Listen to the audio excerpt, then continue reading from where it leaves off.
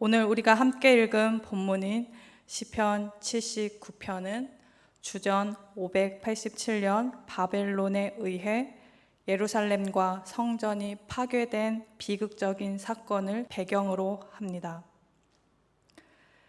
이 시편은 단순히 한 민족의 패망을 기록한 것이 아니라 이방 민족들이 하나님의 거룩한 성전을 짓밟고 하나님의 백성을 사륙하며 조롱한 참담한 바벨론 포로기의 한복판에서 터져나온 신앙의 절규입니다. 시인은 이방 민족들의 만행을 하나님께 고발하는 동시에 자신들의 죄를 철저히 인정하며 용서하시고 구원해 달라고 간절히 요청합니다. 나아가 이방 민족들의 행위를 7배나 갚아달라는 강력한 기도가 담겨 있습니다.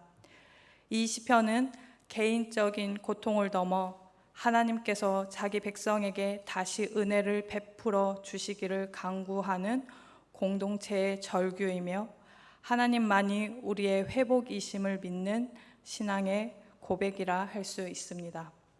오늘 본문 말씀인 1절을 함께 읽겠습니다. 하나님이여, 이방 나라들이 주의 기업의 땅에 들어와서 주의 성전을 더럽히고 예루살렘이 돌 무더기가 되게 하였나이다. 여기서 말하는 성전은 단순히 건물이 아닙니다.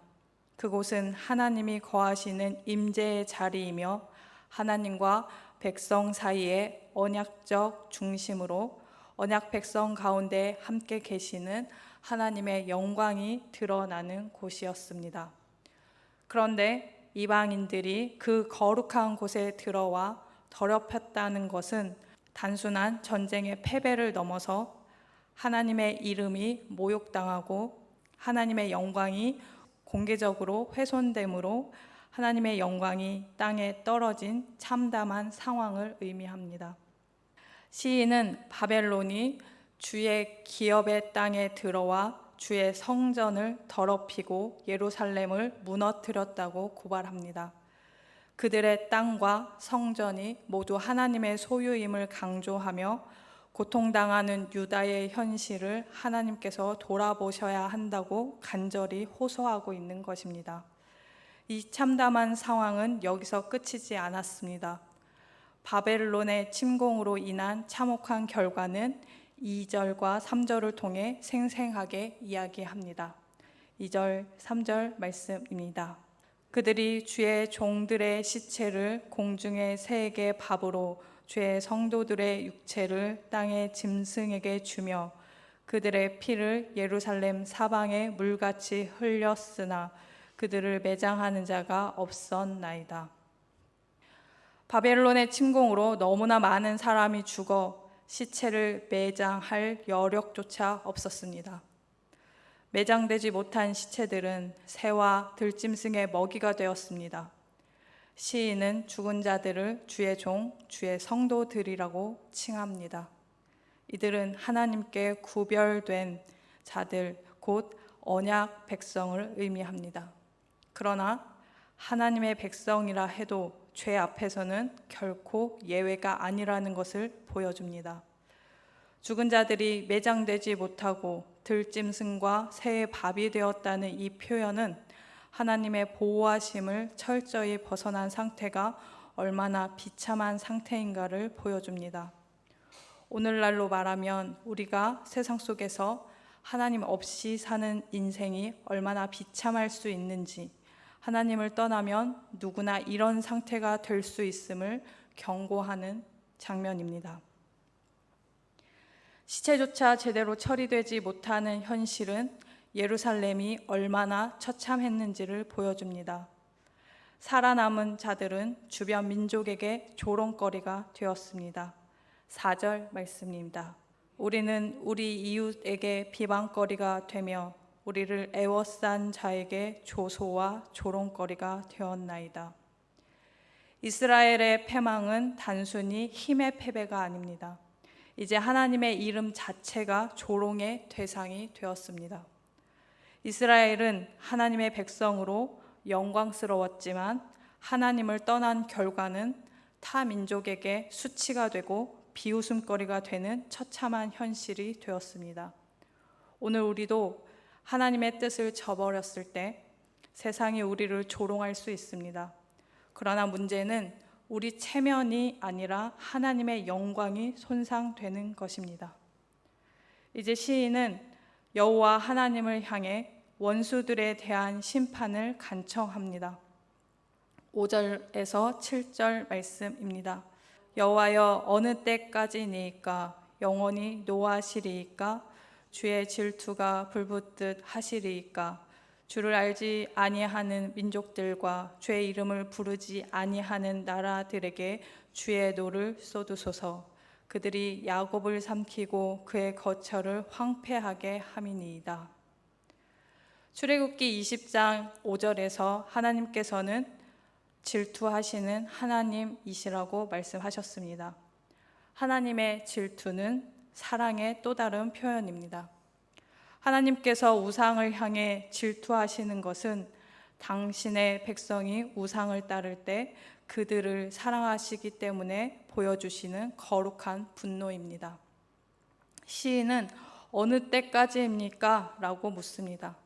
이것은 하나님의 진노가 영원하지 않을 것을 믿는 신앙의 고백입니다. 시인은 하나님의 징계가 마땅하지만 이제는 하나님이 당신의 백성을 회복해 주시기를 간절히 구합니다. 그리고 하나님을 모르는 민족에게 하나님의 공의가 나타나기를 요청합니다. 오늘 우리가 고난을 당할 때 그 끝을 하나님께서 정하심을 신뢰해야 합니다. 하나님은 결코 우리를 끝까지 내버려 두지 않으십니다. 6절에서 시인은 대적들을 하나님과 인격적인 관계를 맺지 않고 하나님을 알지도 찾지도 도움을 구하지도 그분의 이름을 부르지도 않는 자들이라고 규정하며 그들에게 하나님의 진노를 부어달라고 구합니다. 그리고 7절을 통해서 이방 민족이 하나님의 백성을 죽음으로 몰고 가고 그들의 거처를 황폐하게 만든 사실을 다시금 고발합니다. 하나님의 백성이 가련해졌으니 그럼에도 하나님의 이름을 높이려는 주의 백성을 불쌍히 여겨달라고 호소하고 있는 것입니다.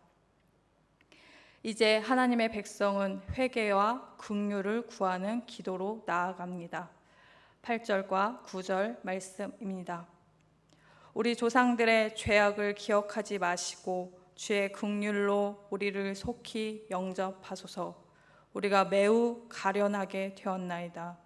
우리 구원의 하나님이여, 주의 이름의 영광스러운 행사를 위하여 우리를 도우시며 주의 이름을 증거하기 위하여 우리를 건지시며 우리 죄를 사하소서.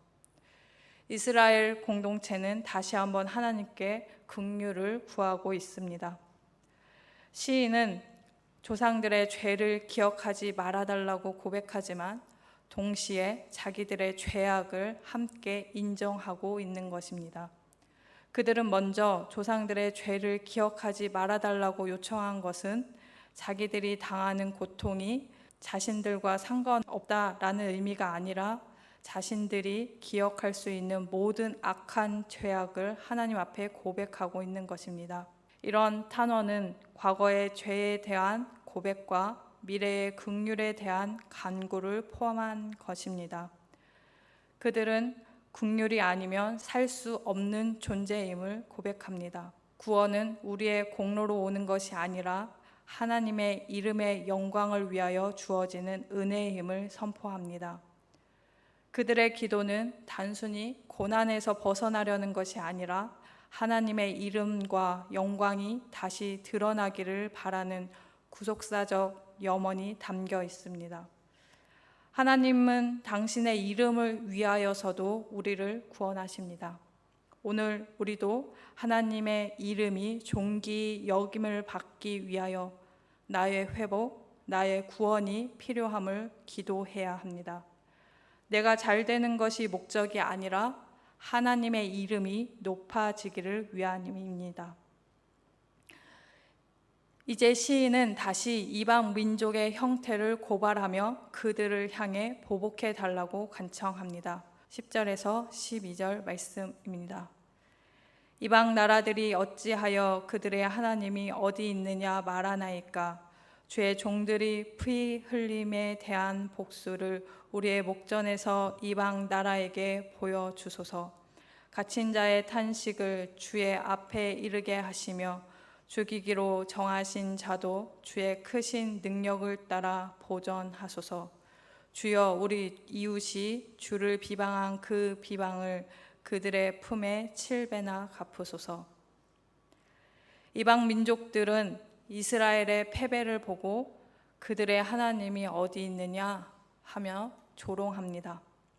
시인은 그런 이방 민족의 행위를 심판하심으로 이스라엘 백성들이 당했던 패배에 대한 복수를 해주시고 그들에게 하나님이 살아계심과 강한 능력을 인정하게 해달라고 요청합니다.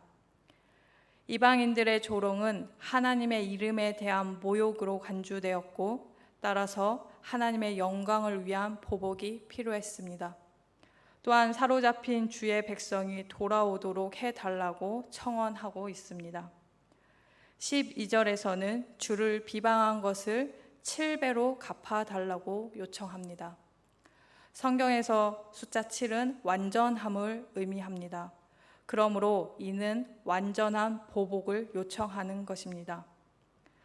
그렇게 7배는 단순한 보복이 아니라 하나님의 완전한 공의가 이루어지기를 바라는 믿음의 표현입니다. 원수 갚는 것도 하나님의 영역입니다. 우리는 하나님께 맡기고 기다려야 합니다. 하나님의 사람은 억울함 속에서도 싸우지 않고 하나님의 시간과 방법을 신뢰하는 사람들입니다. 시편 79편의 시인은 시를 마무리하며 유다 백성의 정체성을 고백하고 하나님의 백성답게 살겠습니다 라고 결단합니다. 13절 말씀입니다. 그러면 주의 백성이요 주의 목장의 양들인 우리가 주께 영원히 감사를 드리겠습니다. 되도록 주를 찬양하겠습니다. 시인은 그가 속한 공동체를 주의 백성, 주의 목장의 양으로 표현합니다. 양은 목자 없이는 살아갈 수 없는 연약한 존재입니다. 목자 없이 살아갈 수 없는 양처럼 하나님의 보호하심과 인도하심을 간구합니다. 이 고백을 통해 하나님과의 관계를 명확히 하며 이는 그들이 하나님의 보호를 받을 자격이 있음을 강조하고 있습니다. 그리고 하나님의 보호 속에서 하나님께 감사하며 주의 영광을 대대에 전할 것을 서원함으로 시를 마무리하고 있습니다. 이는 고난 속에서도 변치 않는 하나님의 언약을 신뢰하며 그분의 구속 사역에 대한 확신을 보여주는 아름다운 결단이라 할 것입니다. 하나님은 우리를 절대로 홀로 두지 않으십니다. 때로 세상은 교회를 비방하고 조롱합니다. 그럴 때 우리는 세상과 맞서 싸우기보다 그 모든 것을 하나님 앞에 고발하고 하나님께서 그들에게 합당하게 보응해 주시기를 기도해야 합니다. 로마서 12장 19절에서 이렇게 말씀하십니다. 내가 사랑하는 자들아 너희가 친히 원수를 갚지 말고 하나님의 진노하심에 맡기라. 기록되었으되 원수 갚는 것이 내게 있으니 내가 갚으리라고 주께서 말씀하시니라. 하나님의 주권을 인정하고 그분께 모든 것을 맡기는 것이 믿음입니다. 주님을 믿는 성도는 상황과 환경에 매몰되지 않고 그 모든 것을 꿰뚫어 역사하시는 하나님의 주권을 바라봅니다. 하나님께서 우리의 억울함을 아시고 우리의 비참함을 아십니다. 하나님은 반드시 원수를 갚아주신다고 약속하여 주셨습니다. 현재를 살아가고 있는 믿음의 공동체는 시편 79편의 공동체와 같이 절망적인 상황에 놓였을 때 심판의 권한이 오직 주님께 있음을 기억해야 합니다. 그리고 주님께 원수를 갚아달라고 온전히 믿고 따르며 기도해야 합니다. 우리는 하나님을 신뢰하며 주님 앞에 우리의 억울함을 올려드리고 주님께서 반드시 회복하실 그날까지 찬양하며 걸어가야 합니다. 오늘도 주님의 백성으로 이 세상에서 살아갈 때 겪게 되는 고난이 혹 우리의 죄 때문인지 아니면 말씀대로 살아가려고 몸부림치는 것 때문인지 분별하시기 바랍니다. 만일 주님의 말씀을 지키려 하다가 발생하는 고난이라면 그것은 영광스러운 고난입니다. 감사함으로 그 고난을 통과하시는 여러분들 되시길 예수님의 이름으로 축복합니다.